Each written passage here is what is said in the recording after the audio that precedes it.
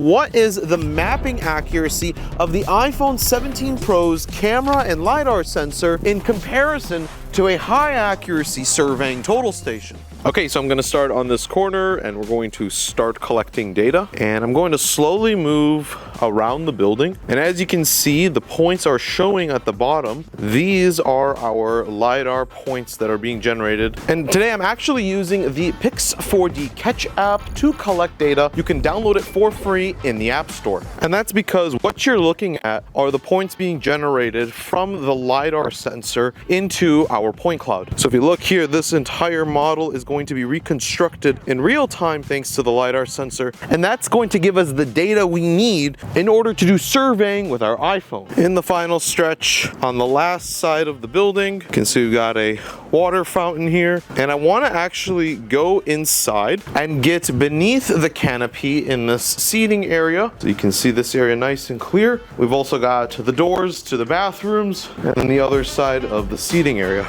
and that will complete our scan. And so here we can see our entire scan project. We've got all sides of the building and plenty of detail here under the canopy. And in a matter of just a few minutes, we were able to generate an entire 3D model using our iPhone 17 Pro. Now let's do this traditionally using our total station. So to start, we're going to set our first control point here on this side of the building. And the second control point I'm going to set is going to be right here. It's got a clear line of sight to the first control point where our total station is, as well as being able to see the back of the building. Total stations heavily depend on having a control network in order to operate properly. By establishing one known point and backsighting a reference line known as our backsight, and any change in the angle and distance for our foresight readings will result in the coordinates of the data that we collect. And using our simple distance formula and applying a change of azimuth to the backsight gives us the positions of our new points. And that's why we're using the total station as the benchmark standard to test the accuracy of the iPhone 17 Pro. All right, there we go. Okay, so now I'm going to show you how we set up our total station. So here's our point right here. And you can put the total station right on top of the tripod. There we go, nice and tight. All right, at this point, I like to turn on my total station. Some total stations will have a lens that you can look through in order to see the point below you, but this particular model actually has a laser that'll shoot down so we can see where the laser is and ensure it is over the point. All right, now my laser is directly over the point, so I can step on the legs to secure the tripod to the ground.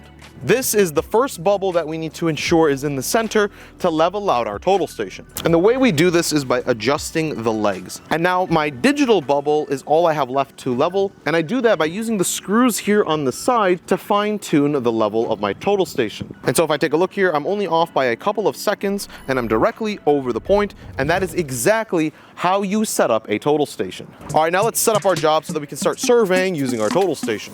Okay, so I'm going to start by creating a new job. We'll call it iPhone 17 Pro, and we'll store it.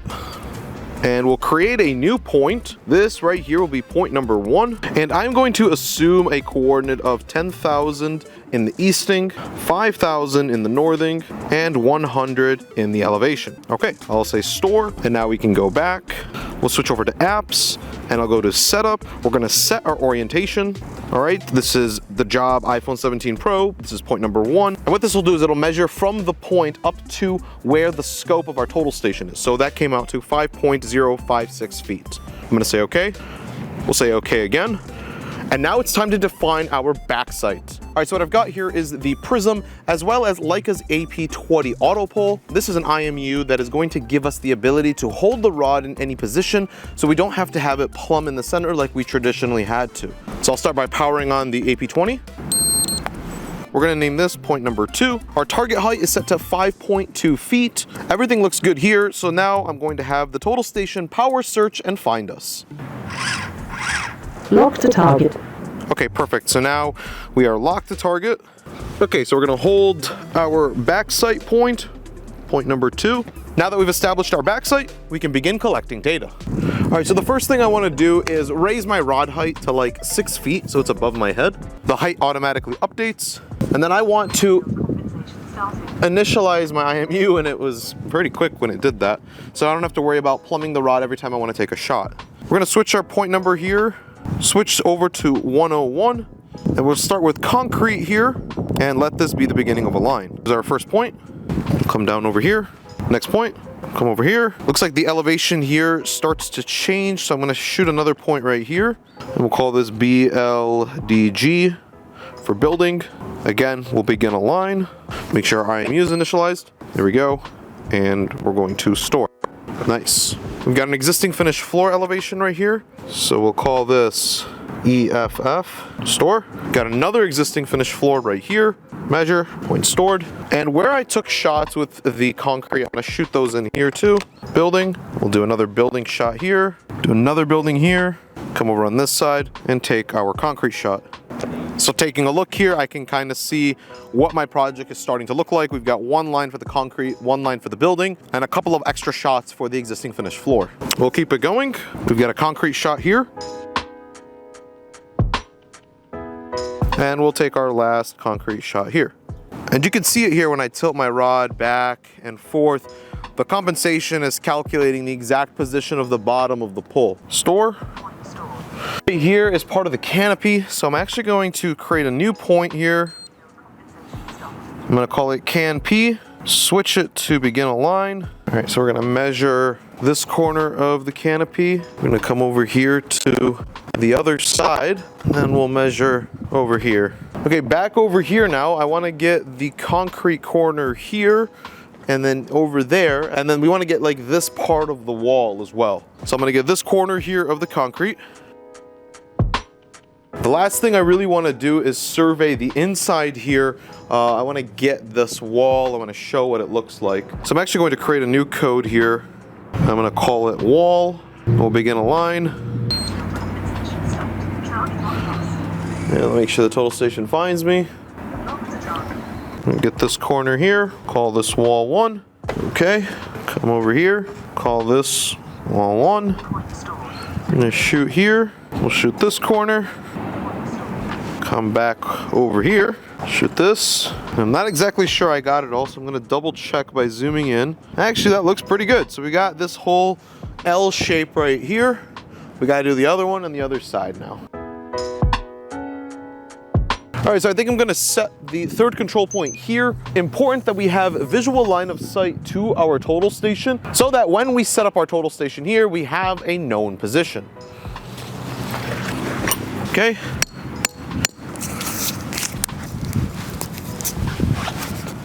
There we go. Okay, and I'm going to hold this point, and we're gonna call this point number 3. All right, so now we've got point number 3 here. All right, now let's pack up the total station and set up on point number 3. All right, so we've got the total station now set up. We're gonna assign it to point number 3. And the height, we can measure it. We have 5.078, okay? As for the backsite, we're going to be backsiting the point we were just set up on. So this is point number 1. All right, and now we can go into the measure menu, and there's the total station set up on point number 3. All right, now let's continue surveying this side of the building. Now we stopped on this corner of the concrete. So I'm gonna continue here on this corner. We're gonna start our tilt compensation, and we're gonna initialize our IMU. There we go, we're gonna store the point. We'll finish up the building, and then let's get an existing finished floor elevation on this door. There it is, store. All right, love that. The building is gonna keep going that way.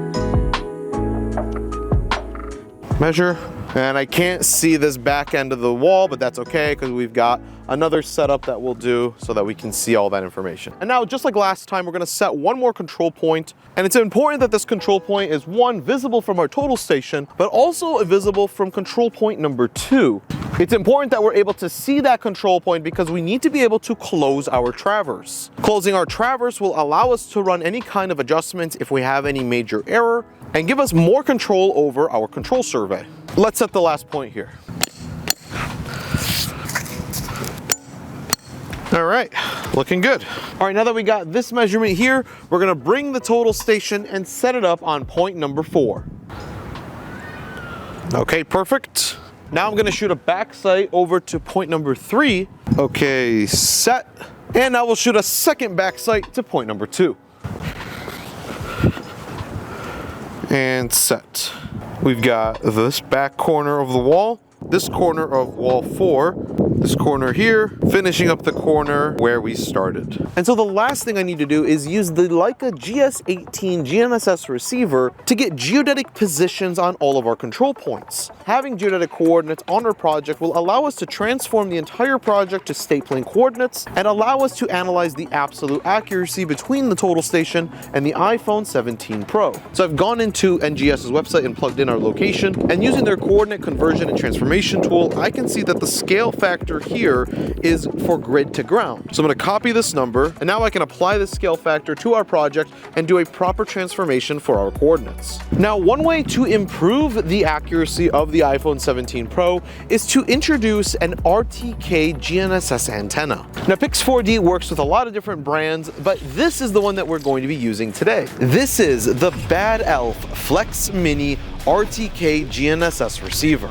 It provides centimeter level accuracy and integrates with Pix4D Catch and your iPhone 17 Pro. So the way this kit works is you get a handle like this. You attach the Mini right here. It just screws in. Then you take your iPhone, and then that turns just like this. And now you've got an RTK enabled GNSS receiver sending high accuracy positioning to your iPhone while you're doing your mapping. So let's do this survey one more time using our iPhone 17 Pro while it's attached to the Bad Elf Mini. All right, so as you can see here, I've got a fixed reading on Pix4D Catch, and we are going to start collecting data. Just like before, it's exactly the same, except now we're getting RTK corrections to all of the positions of the iPhone.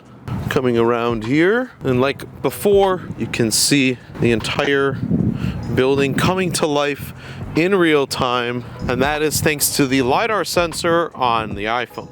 Coming around this part of the building, we'll get the backside, and we'll get this area here. We'll finalize this. As expected, I did lose my RTK, but that's okay. All right, and let's come on out from underneath the canopy.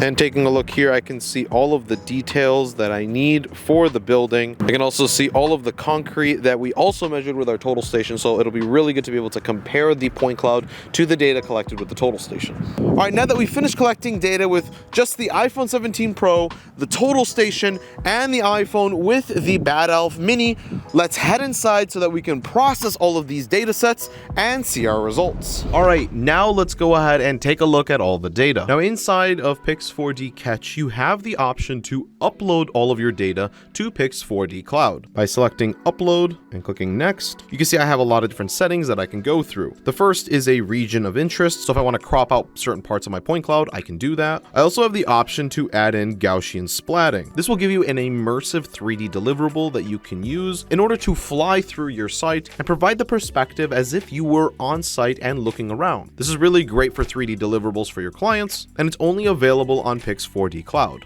You have some of the more traditional outputs like volumes and 2D maps, and you have the ability to add in your coordinate system. Now, if you're looking for a quick deliverable that you want to just share the link to your client with, then Pix4D Cloud is going to be your best option. But if you're looking for a survey grade model that you want to be able to work with and have full control of, then I recommend that you use Pix4D Matic. So if you're looking for that, you're going to click on this little box and arrow at the top and select Export All Data Pix4D Matic. And this will start to export your data for you, and you can now upload this to Google Drive and open it up on your computer. So as you can see here, I've got two different data sets. I've got my single GNSS data set that had just the standard GPS on my phone, and we have the RTK data set that we collected with the help of the Bad Elf Flex Mini. Now, Pix4D just released Pix4D Matic Pro. This is their 2.0 version of Matic, which combines traditional Pix4D Matic with Pix4D Survey. And I'm going to show you exactly how to navigate this software, and be sure to stick around until the end of the video because I'm going to show you how you can get a free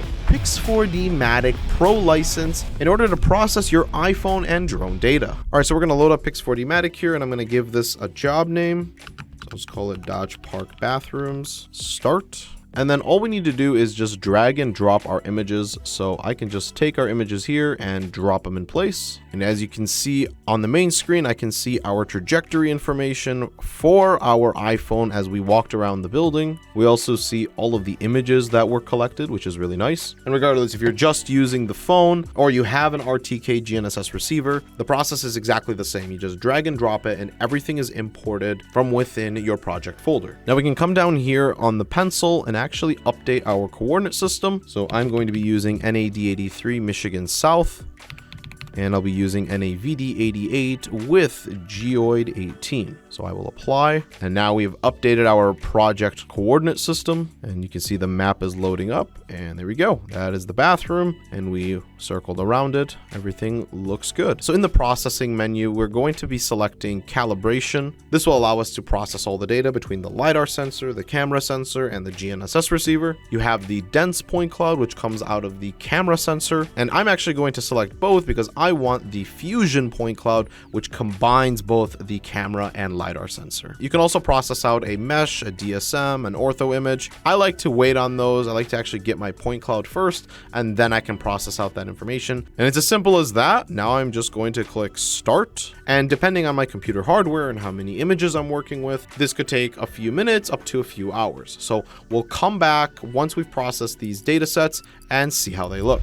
All right, so the first data set we're going to look at is just the iPhone with the camera and LiDAR sensor. This is what an $1,100 cell phone can do when it comes to doing 3D mapping. Taking a look here, you can see this is pretty incredible. Just from the camera and LiDAR sensor, it's incredible to see an entire 3D model of this building being generated. Decent amount of noise here. It's not too bad. Nothing that software couldn't clean up. Now coming on the back here, I do see some misalignment here. You can see this is part of the wall, but then it's like shifted down here. There is a little bit of an issue. Yeah, you can clearly see we have some issues with alignment here. And that's because single position GNSS only has an accuracy of about 3 to 5 meters. So our trajectory information isn't necessarily great. We are heavily depending on the camera and LiDAR sensor to help us with the alignment of the data, using methods like structure from motion in order to build out our point cloud. But nonetheless, this is a pretty nice model, and we will be looking at the accuracy of this model in just a few minutes in comparison to our total station. Now let's see what the 3D model looks like having added an RTK GNSS receiver. And so this here is the RTK model. You can see we have closer estimation between our initial camera position and where it was calculated, and that's because we have high accuracy trajectories on our phone's GNSS. And as a result, that means there's less guesswork and a cleaner data set. So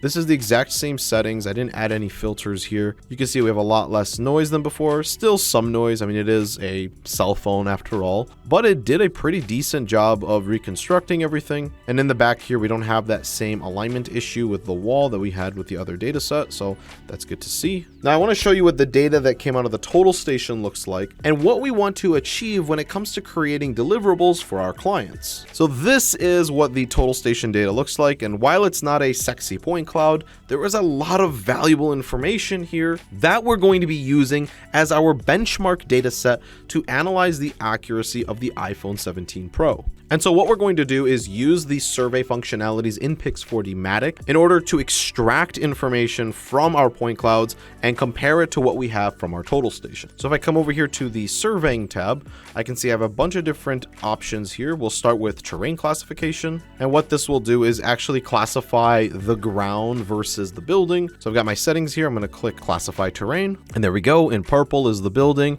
and in yellow is the ground. I do have the option to manually fix this. So if I've got areas that I know for sure are the ground that weren't classified correctly, I can just select them and switch them over to ground. So there we go. Now this is part of the terrain lie here, and yeah, that looks pretty good. It doesn't have to be perfect. It just needs to capture as much of the terrain as possible. Next, we're going to do grid of points. This is going to allow us to create a digital elevation model, or DEM. A DEM is going to be a scatter of points along our terrain, giving us kind of a simplified version of our point cloud. So rather than working with millions of points, we could work with a couple of hundred or a couple thousand points. So I like to do a 3-foot spacing between my points, which is about about 1 meter. The Z range, I like to keep this somewhere between 3 and 4, so we'll keep it here. And maximum number of points, we can just keep the set to 2000. Okay, let's generate our grid. And there we go. We've generated our DEMs. I don't know why I have points up here on the tree. That's okay. I can just select them. I can just come over here to my selection tool, and I'm going to say select only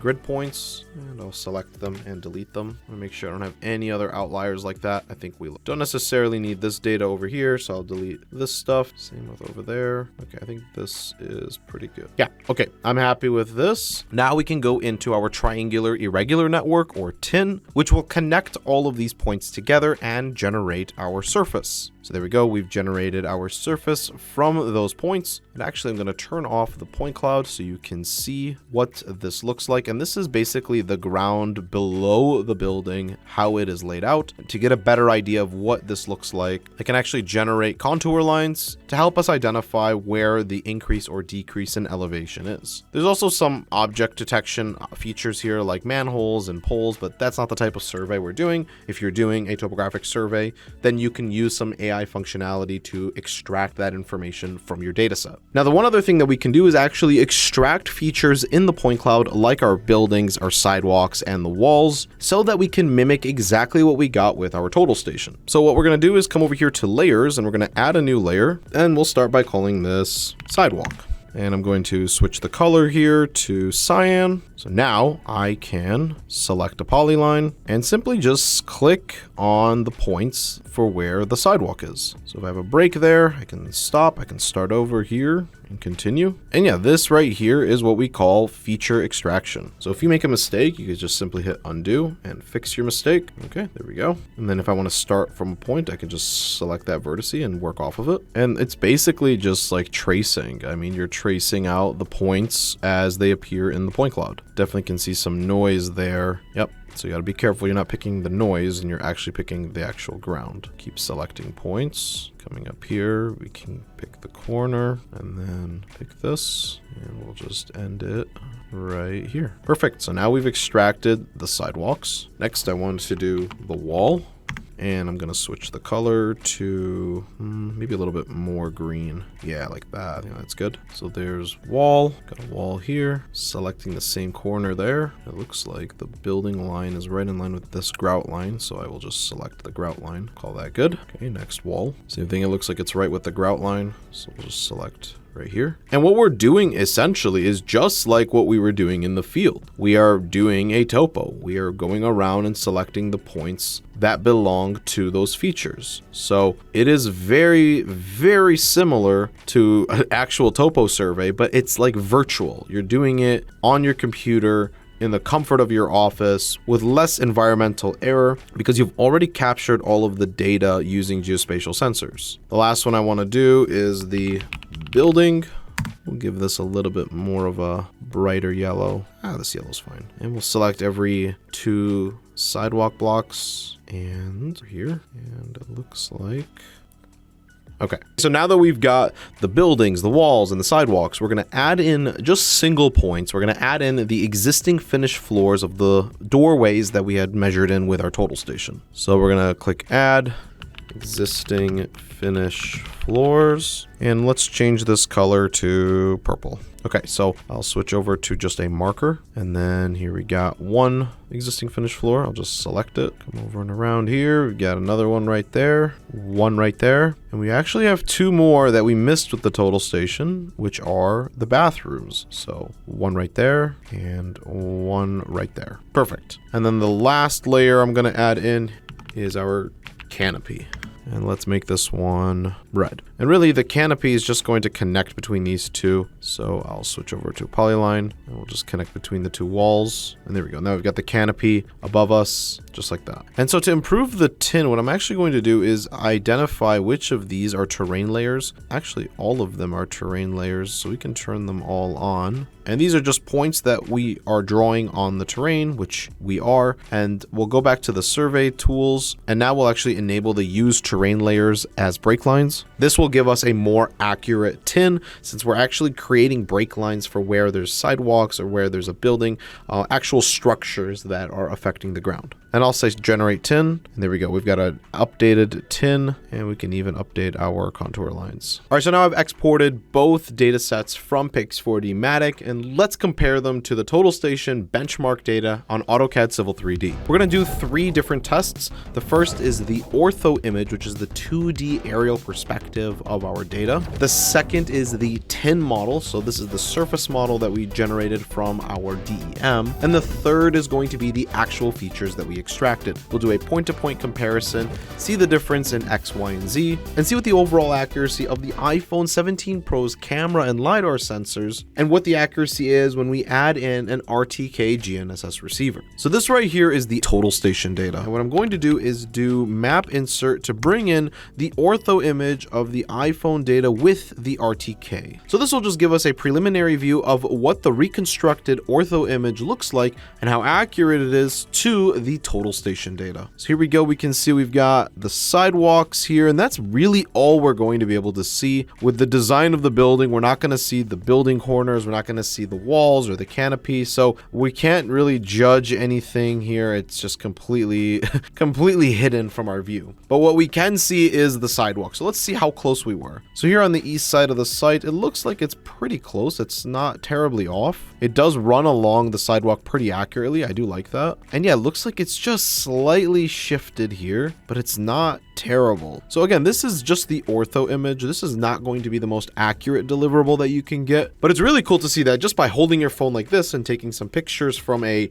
oblique perspective, Pix4D has the ability to generate an ortho image for you. So this looks like it came straight out of a drone, which is really, really cool. Now this is iPhone with RTK. If we would have just done the iPhone data set, it actually didn't produce a usable product. So I'm not even going to show it to you guys because it just didn't work out. So if you want this ortho deliverable, you're going to want to use RTK with your iPhone. It just won't work well without it. All right, now let's take a look at the surface models generated from both iPhone datasets. What I need to do first is create a surface of the total station. So I'm just going to call this total station surface, say okay. Okay, and so now if I go to object viewer, we can see this is the surface from our total station. All right, so now we've inserted both surfaces, RTK and standard GNSS. So if let's say I want to view all 3 of these surfaces together, I see, one is much lower than the other 2. If I were to take a guess, I'm going to say that probably the GNSS one is lower. Let's look at this a different way. We can see that the tin is much lower for this surface, and this is the GNSS surface. So let's take a distance between these 2. So from here to here, and it looks like our delta in elevation is a negative 5.58 feet. So just under 2 meters below where it should be. So interesting to see. It's pretty consistent. If we take a look at the west side here, yeah, we've got negative 5 feet. So yeah, it is